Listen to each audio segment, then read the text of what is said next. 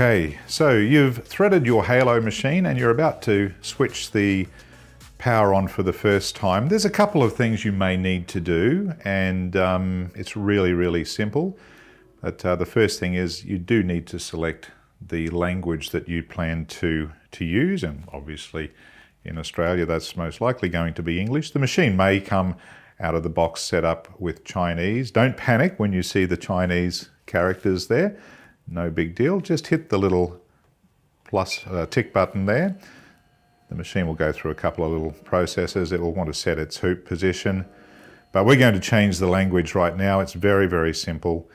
All you need to do is go into the settings screen right here, and you'll see there's a little box with some flags in it. Click on the flag box there and choose your preferred language. I'm choosing English, obviously, and that's all there is to changing the language setting. And the machine is now pretty much ready to dive into and have a look at how you would load a design, and that's the first thing we're going to do here. I have already loaded a design on here, but in almost every case you're going to take a design from a USB stick to load, and the format you're going to use on this machine will be DST. It's a very common format, and almost all software in the market will convert to that format, and almost all designs will be available as a DST file. Now, I'm going to load a USB stick that I have a design on, and we'll just pop that in the side here. Put it in the right way, of course, helps. There we go. Just give it a moment or two for that USB stick to read. Now you will notice that this little button here with the needle and an up-down arrow is red. That means the machine is currently in an edit mode. It is not in embroidery mode. That would need to be blue to be an embroidery mode. You will see I already still have a design in memory here, but that's irrelevant as long as that button is red. In order to load a design from the USB stick, all I need to do is to click on the little folder button just here, and this manages your designs. And you'll see I do currently have two designs in the memory, one of them that I have just recently taken off the USB stick. What I am going to do here right now is I'm going to delete this one. If I double click on it, I have an option to delete it.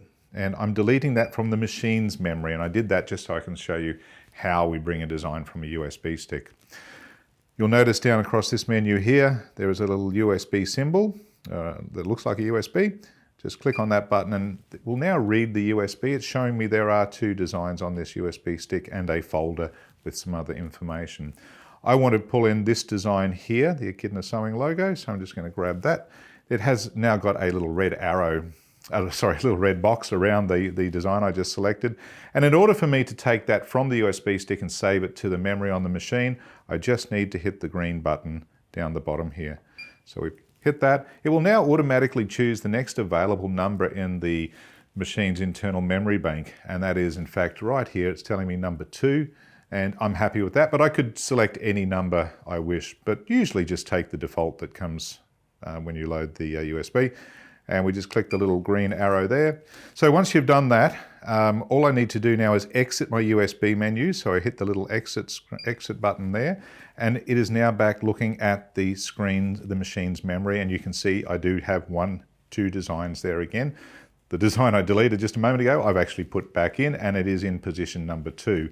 This has an incredibly high memory. You can keep loads and loads of designs on this machine. I now want to select design number 2 to stitch it. So I just hit the design I want. Again, I just hit the green button down here, and that will now take me to a kind of an edit screen where I can rotate the design. I can either by 90-degree increments, or I can set a specific rotation angle. I can scale it slightly. I don't recommend scaling on the machine. You're far better off scaling designs on your software.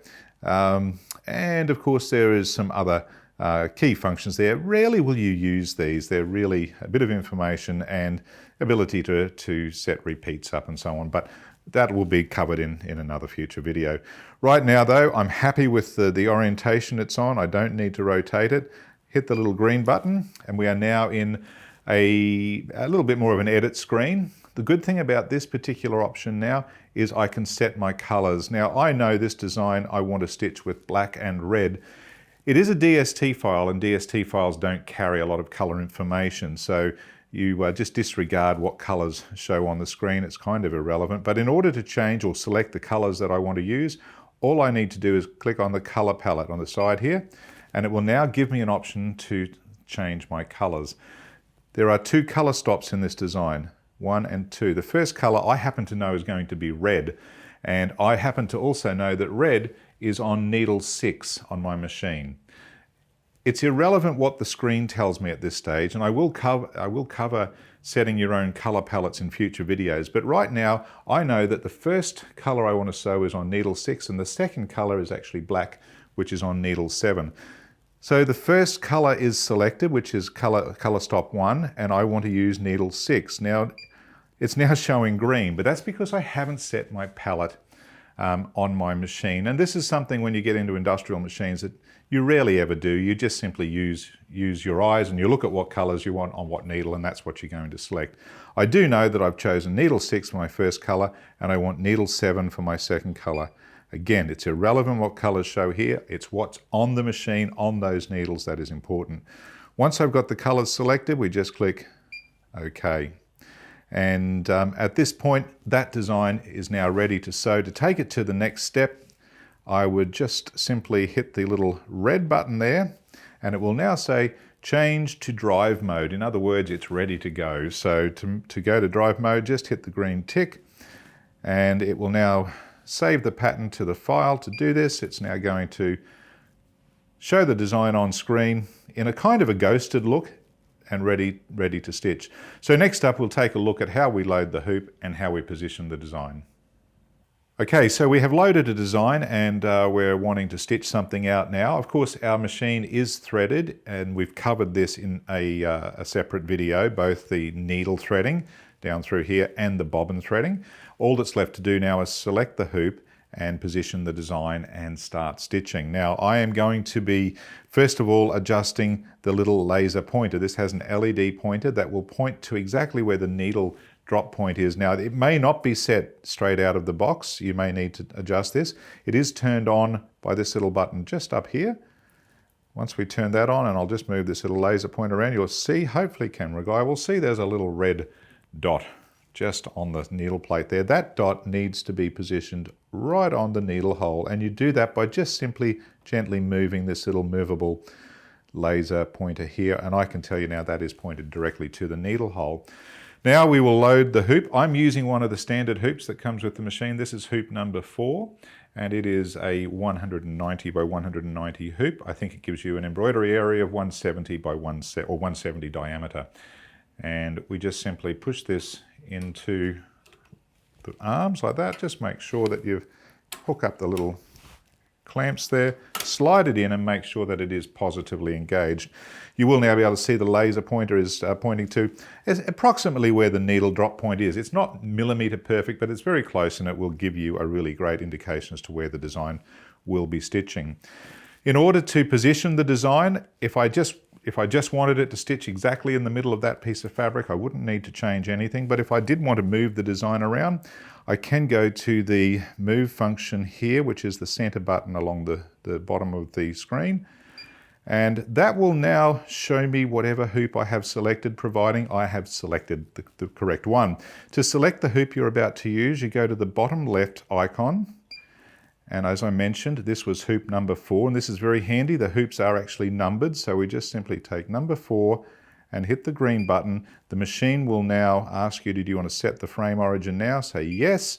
It will now reposition the hoop, and it will tell you, or it will prevent you from stitching the design, whereas it might run into the hoop, which is very, very handy. You can see this, there is the design in reference to the embroidery area within this hoop. If I did want to move the design around, it is just a case of moving these arrows, and the design will move accordingly. You have 2 speeds. This is the double little red arrows in the center there is move it quite quickly. Turn it to 1, and it's a very fine movement, and you can more precisely place your design.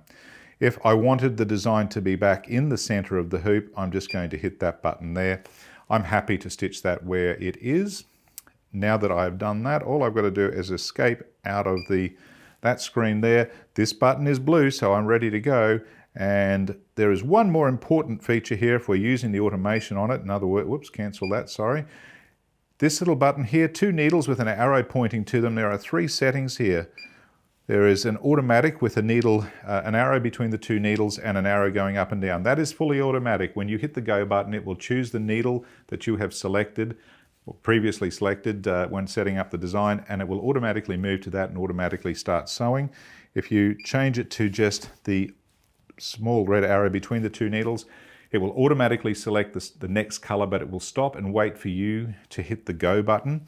Or if you want to control your needle and just choose whatever needle you want on the run, you just change it to a manual setting. And at that point you could choose the needle selection button, and then you could move to any of the 12 needles independently, and that's what it will stitch. It will stitch whatever needle you have selected. But that's not what we want to do. We want to go to automatic because I told it to use needles 6 and 7. Once that's done, we're good to go. All that we have to do now, before I do that, I should just quickly show you, you can also trace the design. If you're not sure where it's going to stitch, go back into the move function and hit this little button here, and it will trace a perimeter of the design. And the LED pointer at this point is very handy because you can see where it's going to stitch. Well, I'm happy with where it's going to stitch, so we'll just get out of that. All I've got to do is hit the green button, the start button, and we're good to go. I generally turn my LED pointer off at that stage.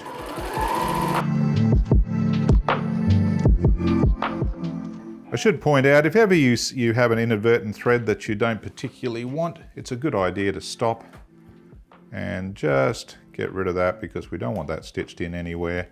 We'll just move that out the way and we're good to go. So let's just hit the start button.